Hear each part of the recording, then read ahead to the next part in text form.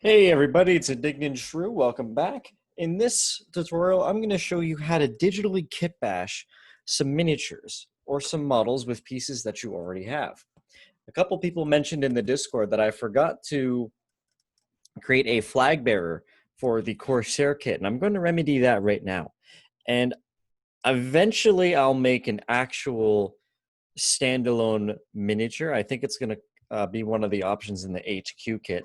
But for now, just for getting them on the tabletop purposes, I think it makes sense to just whip up a quick little flag bearer for the time being. And I also thought it would be a good idea to kind of introduce some of the newer people who are new to the 3D hobby in general, kind of how to tweak models all on your own. We've had a few people in our little community using ZBrush to modify some of our files to other things. We have someone working on auxiliary grenade. Yeah, Kill Team Dave is working on some auxiliary grenade launchers for the Spartanians. He's also added little grenade belts here and there. First Mate Nera, he made the supports for the Barnabas figure. Kill Team Dave is also working on converting the Tide Lord body parts to the Corsairs. And we've got a whole bunch of other people that have expressed great ideas. So maybe you've got a great idea, but you don't exactly have the technical know-how to actually make it a reality. And I'm going to show you how to do this right now. So the program that you see in front of you is a program called Mesh Mixer. Now, insofar as 3D modeling goes, Mesh Mixer is not the program you want to use if you actually want to make things from scratch. It's certainly, though, a really great program in terms of just learning how to operate in a 3D space. When I joined the Makers Cult, oh geez, almost a year ago, exactly a year ago now, one of their first models that they posted were the Feudal Guard infantry unit. And I thought that was pretty sweet. I thought, wow, that looks really, really, really good. But here's the thing. As much as I love medieval Europe and stuff like that, I am a much bigger fan of feudal Japan. So what I did is I took the models that they made and I modified them to be samurais. And I used this program, i.e. I used Mesh Mixer here, to actually make those models. And here they are here, right? So underneath the skirt and the armor plates is Brexit's original Feudal Guard miniatures. I just used Mesh Mixer to add all of these other little details here. So Mesh Mixer, like I said, it's not really good for creating things from scratch, but insofar as adding things in digitally kit bashing, I call it, Mesh Mixer is a really great program to do this, and that's what we're going to do today. So what I'm going to do is going to open my File Explorer, and I'm going to go to my Corsair folder here. And what I'm going to do is I'm going to go into the Corsairs pack, and I'm going to be looking for the Flail of Corruption arms.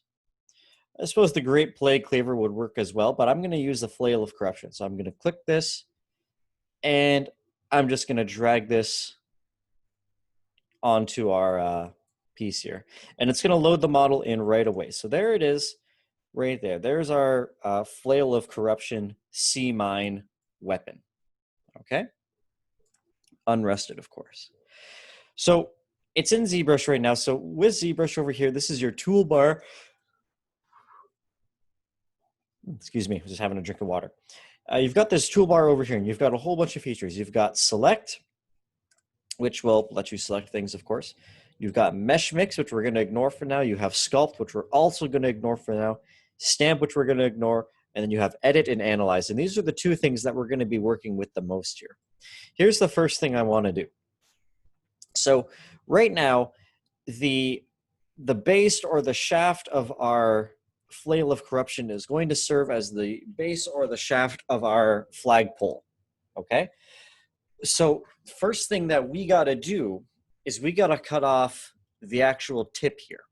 So what I'm going to do, so I'm going to go to edit, and I'm going to find the option that says plane cut right there, and I'm going to click that. And it's going to create this grid here that you can move around. And if you notice, wherever the grid touches the model, like right there, for example, and I'll actually rotate it just so you can see it a lot better. Wherever the grid intersects with the model, it deletes something on the opposite side. So for example, if I were to hit accept right now, it would delete everything on this side of the grid. And you can push this blue arrow here and that'll flip it, and now I'll delete everything on this side of the grid. So that's what we want.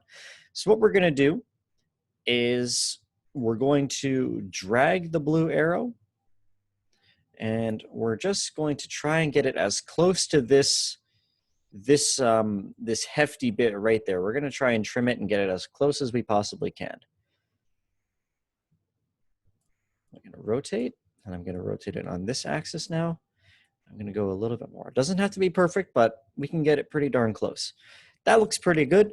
And now we'll hit accept, and it's going to delete what was ever on that other side of the grid. So now we have two hands grasping a stick, basically, which is great. It's cool. We love that. Well, the next piece we're going to do is that now I've already made the flag in Blender. I spliced it together from pieces from Barnabas, and then I made the heft or the shaft myself. That said, if I just slapped it on here right now, it would look a little bit short. So what I'll do is I'm going to pick the select tool now, and I'm just going to drag, and you can see that shadow. That is the radius right now, and it's going to pick a little bit more. So I'm going to reduce the size here to about 14. That should be fine. And I'll just click on this green part. Now, the green part is going to show up wherever you made a cut with that plane, right? I say green, but it could actually be any color in the rainbow. I'm going to select it, and it's going to make that weird triangle. The next thing I got to do, and this is really important that you do this, is I'm going to press, it's been a while since I've used this program. I believe the key is G though. G, yes. So then you hit G, and that'll basically select everything of that color, everything on that face, or whatever you want to call it. So what was the point of doing this here? Now what I'll do is I'll go to edit, and I'm looking for the extrude feature. I'm going to hit D, and then I'm going to scale up the offset. And all this is going to do is it's going to drag it out like that. It's going to give us a little bit more length on our shaft there. And I'll hit accept. I don't like the angle it's going at though. I don't like that it's going this direction and then it suddenly curves that way. I want it to curve up and try and sort of keep in line here. So while my face is still selected, I'll hit T, and then I'll just, that's not the way. That's not what we want. Ah, I see what I did. I'm going to hit G again, and that'll highlight everything now. Now I'll hit T, and it'll do the exact same thing. Okay, clearly I don't know what I'm doing. Let's try this. Nope. Okay, well, I guess I just have to live with it. I guess it's, actually, wait, hold on. Let me try something else here.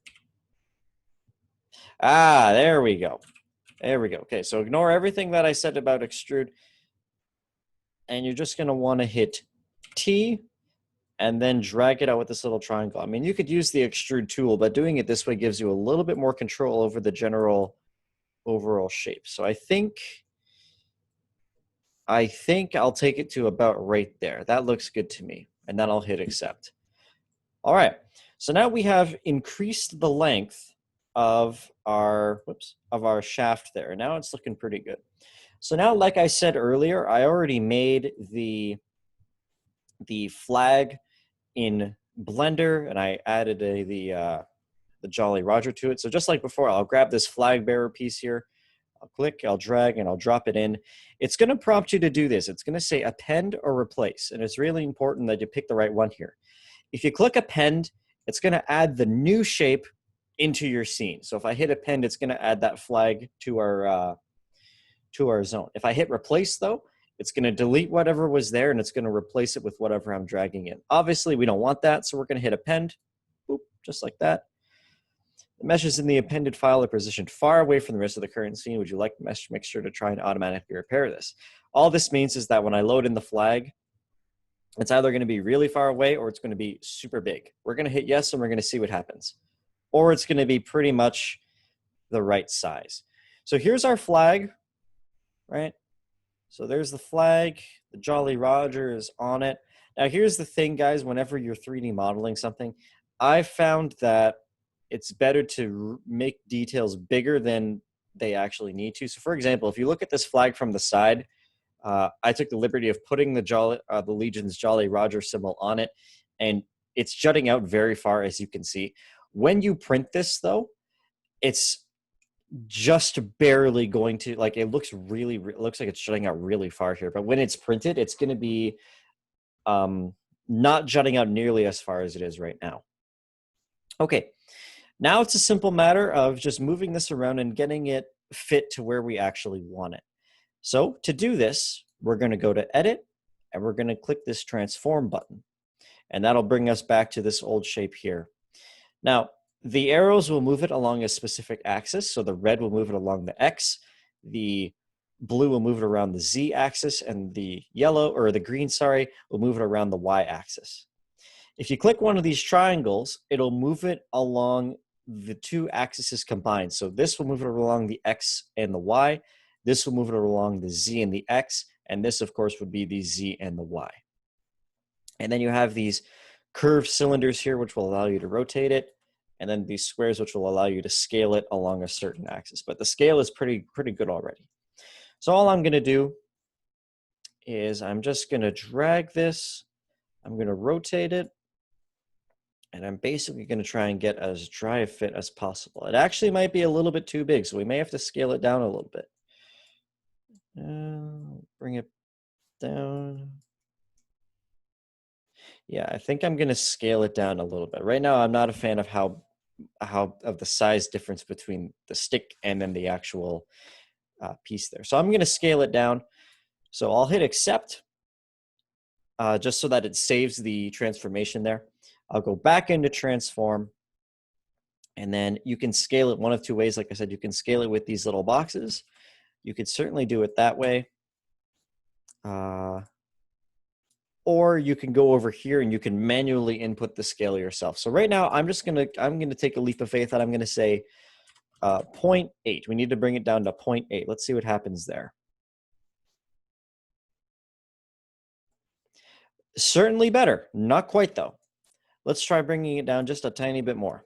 Let's try 0.5. Okay, that might be too small now. Yeah, that's too small. Okay, let's try 7 then. All right, 7 is good. What I want here is I don't want the flag to be super, super massive. I want it to be a good size. I want it to look logistically possible. But that's good right there. Now, so we can see here that we've got the heft. It's not quite centered, so I'm going to jump back in. I'm just going to move that around a little bit. Okay, I think that's pretty good. It's fairly centered right now. It looks like we have taken this from a different source, from a different vehicle, and kind of just smacked it onto this stick here, and I like that look, right? Now, let's say, for the sake of saying it, I'm just curious here. Perfect. Let's say for the sake of saying it that I want the actual flag component to be a little bit bigger, all right? You can do the same tool as what we did before. Remember when we selected the green on the stick? We're going to go to select. We're going to just drop a dot on the actual flag, and then we're going to hit G. And it'll select everything on the flag. It's not going to touch the flagpole, but it's going to touch the flag. We'll go up to edit, and we're going to hit separate. Bink. And now we've separated the flag from the flagpole. Now, why did I do this? It's because I want the flagpole, or I want the actual flag to be a little bit bigger. So we brought the flag cap down to 0.7, which means the flag went down to 0.7. So I'm going to bump it up to 0.3. This way it's the same size it was when I imported it.